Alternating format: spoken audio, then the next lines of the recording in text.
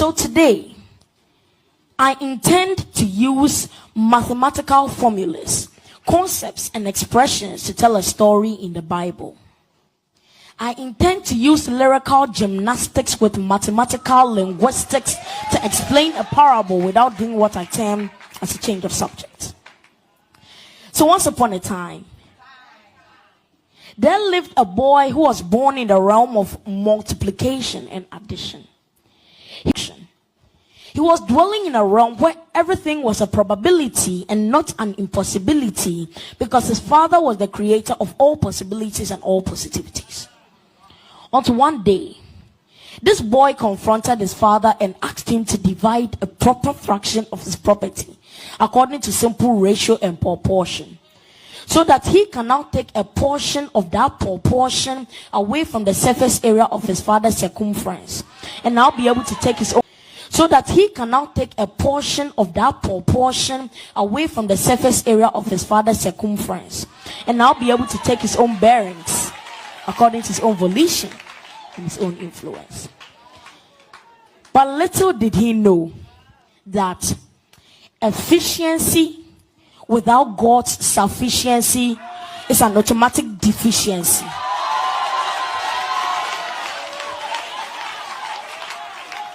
So did he know that a vision will always be prone to division when that vision lack provision, like submission and supervision?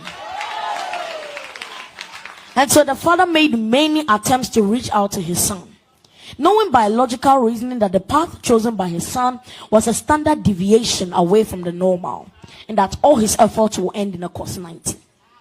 But again, he realized that no amount of statistics was enough to change the mood at which his son was deviating from the normal. So he divided a proper fraction of his property, and his son moved to a faraway country. There he began to differentiate himself from his elements and his own identity. He began to integrate himself into a society where everyone saw him as a useless non-entity. He became valueless. He became an absolute zero.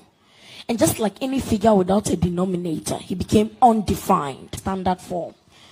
Until one day, this boy said to himself that instead of him to give an expression to a life that was so undefined, he would rather go back to his father, ask for forgiveness, and begin it all from square one. And as the father began to calculate the steps of his son from afar, as the father began to sense his rigid motions from afar, he began to run towards the child and made him not just a remainder to his father, ask for forgiveness, and begin it all from square one.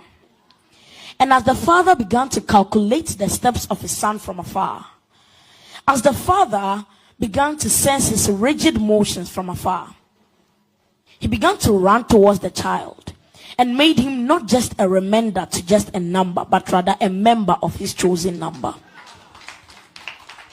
It does not matter how far you have gone astray. It does not matter how much of the father's possession.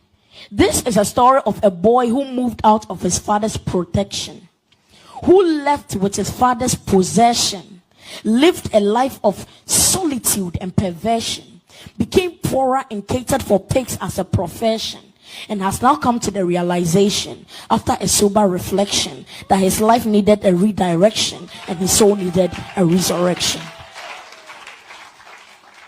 Remember your Creator in the days of your youth, until the time